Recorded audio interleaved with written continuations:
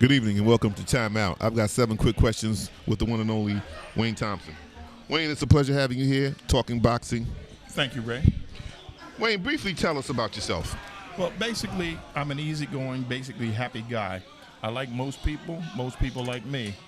But if you don't like me, I don't like you either. Wayne, tell us about your start in the boxing profession. You know what? I have several false starts. One of my fraternity brothers, John Christopher, used to.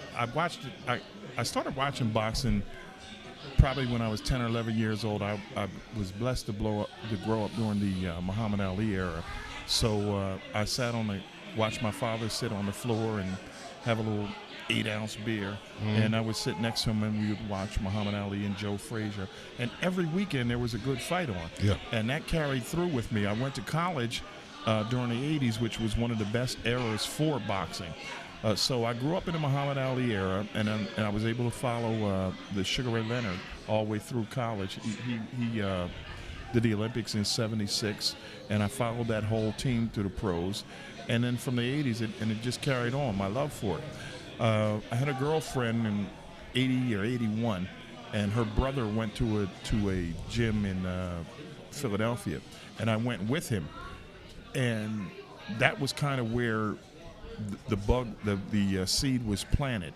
So after that, I moved to Harrisburg, and one of my fraternity brothers, John Christopher, was a referee, and I would talk about boxing all the time.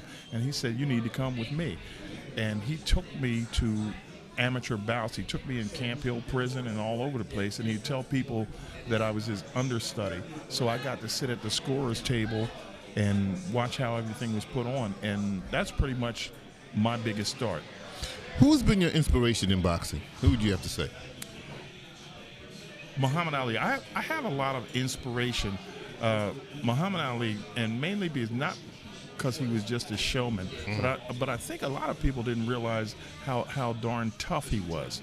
Right. He spanned at least three decades, and he fought the toughest guys, and he never said die. He didn't complain. He fought. If he won, he won. If he lost, he lost.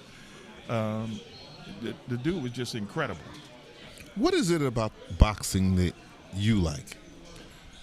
It introduces you to yourself. Mm-hmm. There are no liars in the ring. Right. You can talk all the crap you want to out in the streets, but the bottom line is you get in there and put on a pair of gloves, and you don't have anybody to help you, and you find out where your conditioning is. You find out who you are, because when you get hit, your fight or flight reflex kicks in. It's not like in the streets where you can pick up a bottle, where you can run, where your friends can jump in. You're in there all by yourself, mano a mano. And if you're not ready for it, you'll get run out of there. Briefly tell us what you're currently doing now in boxing. Well, I'm doing a lot. I'm a level 2 amateur coach, a level 2 amateur official, which means by official I'm a referee and a judge. I'm involved in the Golden Gloves. This weekend we're having a show here in Harrisburg, May 7th at the Zembo Temple. Boxing hasn't been in Harrisburg for quite a while. I am the membership chairman for the state of Pennsylvania, New Jersey, Southern Jersey, and Delaware, which means if you want to box in an amateur program, you have to see me to get a passport. Okay. Like I said, I have my own fighters that I train. But so I go to the gym Monday through Thursday. I reserve Friday to do whatever the wife wants to do. Okay. And Saturdays I generally do my shows. Okay. A couple more questions before we get you out here. What are your future plans in boxing? In boxing, I eventually think I want to be a pro judge. Mm-hmm. I've trained pro fighters. Right now, I don't really think I'm at that level. I can train a 4-round fighter, right, but I want to be in a position where I can train a 12-round fighter and to be in a championship fight.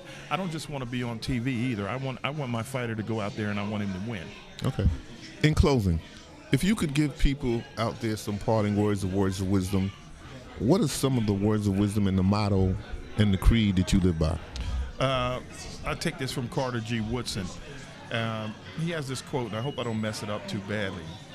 He says, if you can control a man's thinking, you don't have to worry about his actions. If you can determine what he thinks, you don't have to worry about what he's going to do. For instance, if I can make you feel like you're inferior or a bad person, I won't have to tell you to go to the back door. Your actions will dictate I create a back that you go to the back door. And if there isn't one, your actions will dictate that I create one for you. Wow. Ladies and gentlemen, this has been Time Out, and I've had Wayne Thompson on the show. Thank you very much. Stay tuned for our next episode. Thank you, Wayne. All right. Thank you, Ray.